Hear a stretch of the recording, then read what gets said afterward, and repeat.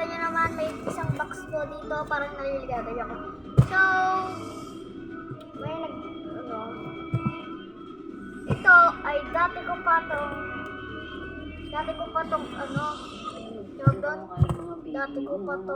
Ako sigurado ko kamukha ni Papa to.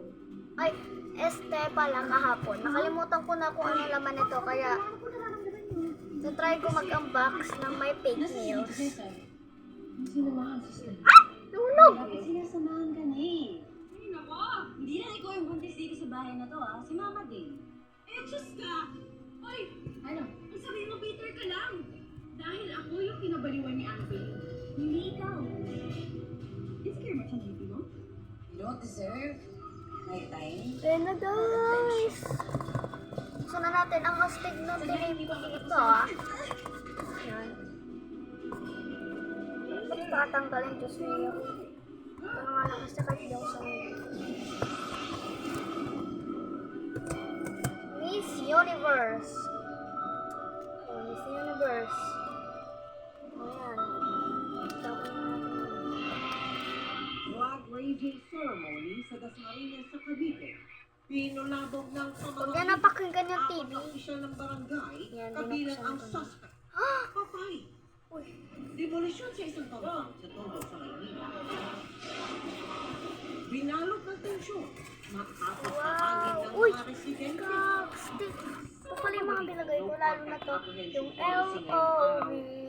I love you when you love me. At saka tong Nasa Philippines. 500 motorista ang nahuli. At Tsaka yung love. scheme na nakatagdang ibalik ang implementasyon sa EDSA. Matapos ang pagkamatay I love Philippines. So, labas na natin lahat. Babae naman sa Bacolod City na nakagat umano ng aso dito pang Marso na sawi kahapon. Ang SB19 members, Justina Pablo, proud at full support sa kanilang choreographer na isa sa mga judge sa upcoming dance competition na Stars on the Floor. Binibigyan niyo kami ng passion ng mga Ito dami kong nilagay, guys. whenever we perform. Lalo na tong notebook na ito. Garo sa akin ng ate ko. Garo sa akin ni ate. Ate ko. Mula sa GMA Network Center, ito ang favorite. Ang proud na proud ako dito sa Squishy na Philippines ito. Tapos ito sa love. Antayin nyo, gagawa pa ako ng Squishy. Iba-vlog ko yon. Cellphone ni ate. Iba-vlog ko yon. Gamit yung cellphone. Yan ako na dito ako natutuwa sa mga squishy na ginagawa kong box na rin. Tanggalin sa trabaho ang suspect at i-hold ang kanyang sahod. Nakatutok si Mark Salazar. Wow! Ganda ng squishy ay natanggal. Video na ito ng flag raising sa barangay sa Litran 3 Aayusin ko na to. Wala kasi Sa ako gitna pang ng ganito. pagkanta ng pambansang awit, Wait lang, naaktuhan ang guys. biglang pamamaril ng isang lalaki. Yung tinanggal ko na. Pagkatapos paputukan ng suspect ang kapitan at katabing kagawad, hinabol niya naman ang isa pang kagawad papasok ng barangay hall at doon binarel pati ang SK secretary. According sa witnesses, natutok yung Yan. si Kapitan. Ayusin ko na, guys. Madami pa akong squishy dito. Secretary. Kaso dati pa siyang squishy, itong mga squishy. Ito ngayon lang, di Pero ba? ang barangay treasurer daw talaga ang hinahanap ng suspect. Yun po yung sinasabi ng mga witnesses sa area na hinahanap ng after ng mga Oh my God, Philippines yan. sila Kapitan sa hinahanap po niya yung tao. Nagsisigaw po siya. Saka pagkatapos na wala nang po siya umalis. On foot. Pagkatapos ng Lusin ko massacre na. sa barangay hall, umuwi ang suspect sa bahay at tunag pa rin sa sarili. Inimbestigahan pa rin po kung kanino po, kung sino po ang nagmamayari ng baril po na ginamit po ng suspect. Na-recover sa katawan ng suspect ang dalawang magazine ng kalibre 45. Pero misteryong nawawala ang ginamit ng baril. Anong sa investigasyon ngayon kung sino ang nagtago ng baril? Ang motibo naman ng suspect may anggulong paghihiganti niya ito matapos tanggalin bilang tanod ng barangay. Noong buwan po ng Pebrero, ay nakasahod pa po ito.